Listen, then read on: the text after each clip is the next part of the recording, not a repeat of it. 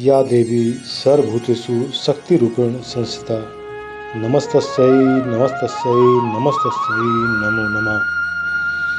या देवी सर्वभूतेषु तृष्णारूपेण संस्थिता नमस्तस्यै नमस्तस्यै नमस्तस्यै नमो नमः। माँ दुर्गा के 8वें स्वरूप का नाम महागौरी है। दुर्गा पूजा के 8वें दिन महागौरी की उपासना का विधान है। इनकी शक्ति अमोघ और फलदायिनी है।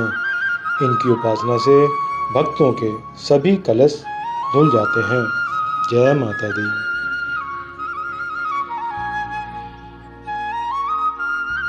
अचिंत्य रूप चरिते सर्वशत्रु विनाशिनी रूपम देहि जयम देहि यशो देहि दुसो जहि देहि सौभाग्यमारोग्यम देहि में परमम सुखम रूपम देहि जयम देहि यशो देहि दुसो जहि। युद्ध में रक्त बीज तथा अन्य दैत्यों के मारे जाने पर शुंभ और निशुंभ के क्रोध की सीमा न रही।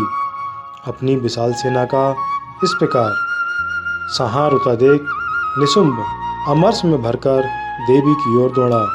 उसके साथ असुरों की प्रधान सेना थी। उसके आगे पीछे तथा पार्श्व भाग में बड़े बड़े असुर थे जो क्रोध से होंठ चबाते हुए देवी का वध करने के लिए आए। महापराक्रमी शुंभ भी अपनी सेना के साथ मात्र गणों से युद्ध करके क्रोधवश चंडिका को मारने के लिए आ पहुंचा। तब देवी के साथ शुंभ और निशुंभ का घोर संग्राम छिड़ गया। ये दोनों दैत्य मेघों की भांति बाणों की वर्षा करने लगे। उन दोनों के चलाए हुए बाणों को चंडिका ने अपने बाणों के समूह से तुरंत ही काट डाला और शस्त्र समूहों की वर्षा करके उन दोनों दैत्यपतियों के अंगों में चोट पहुंचाई। निशुंभ ने तीखी तलवार और चमकती हुई ढाल लेकर देवी के श्रेष्ठ वाहन सिंह के मस्तक पर प्रहार किया। अपने वाहन को चोट पहुंचने पर देवी ने छुरप नामक बाण से निशुंभ की श्रेष्ठ तलवार तुरंत ही काट डाली और उसकी ढाल को भी, जिसमें 8 चांद जड़े हुए थे, खंड खंड कर दिया। ढाल और तलवार के कट जाने पर उस असुर ने शक्ति चलाई, किंतु सामने आने पर देवी ने चक्र से उसके भी 2 टुकड़े कर दिए। अब तो निशुंभ क्रोध से जल उठा और उस दानव ने देवी को मारने के लिए शूल उठाया, किंतु देवी ने समीप आने पर उसे भी मुक्के से मारकर चूर्ण कर दिया। तब उसने गदा चलाई, परंतु वह भी त्रिशूल से कटकर भस्म हो गई।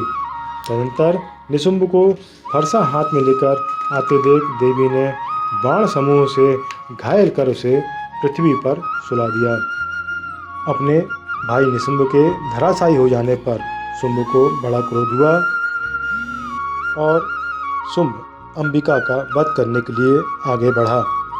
उसे आते देख देवी ने शंख बजाया और धनुष की प्रत्यंचा भी अत्यंत दुस्सह शब्द किया। साथ ही अपने घंटे के नाद से, जो समस्त दैत्य सैनिकों का तेज नष्ट करने वाला था, संपूर्ण दिशाओं को व्याप्त कर दिया।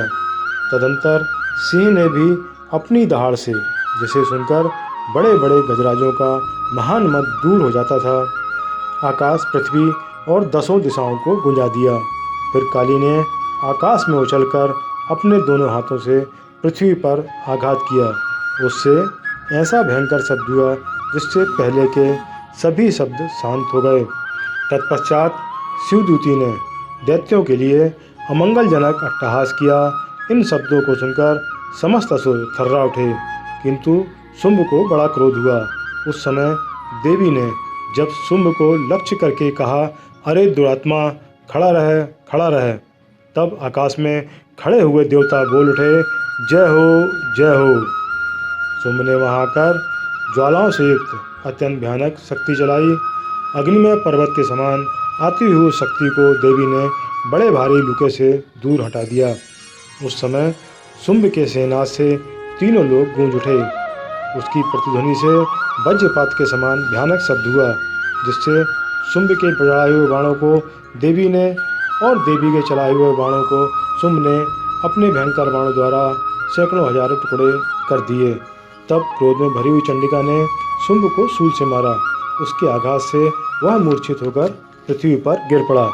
इतने में ही निशुंभ को चेतना हुई और वह धनुष हाथ में लेकर देवी से युद्ध करने के लिए आगे बढ़ा। उसके आते ही चंडी ने तीखी धार वाली तलवार से उसकी गदा को शीघ्र काट डाला। तब उसने शूल हाथ में लिया।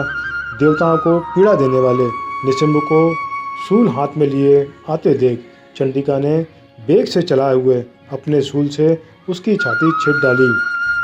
शूल से विदीर्ण हो जाने पर उसकी छाती से एक दूसरा महाबली महापराक्रमी पुरुष खड़ी रह कहता हुआ निकला। उस निकलते हुए पुरुष की बात सुनकर देवी ठठाकर हंस पड़ी और खड्ग से उन्होंने उसका मस्तक काट डाला। फिर तो वह पृथ्वी पर गिर पड़ा। तदनंतर सिंह अपनी दाढ़ों से असुरों की गर्दन कुचलकर खाने लगा। यह बड़ा भयंकर दृश्य था। उधर काली और शिवदूती ने भी अन्य दैत्यों का भक्षण आरंभ कर दिया।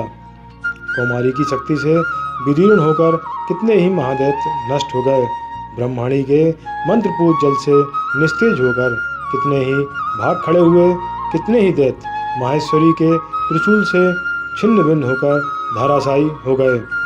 वैष्णवी ने अपने चक्र से दानवों के टुकड़े टुकड़े कर डाले। इंद्री के हाथ से छूटे हुए वज्र से भी कितने ही अपने प्राणों से हाथ धो बैठे।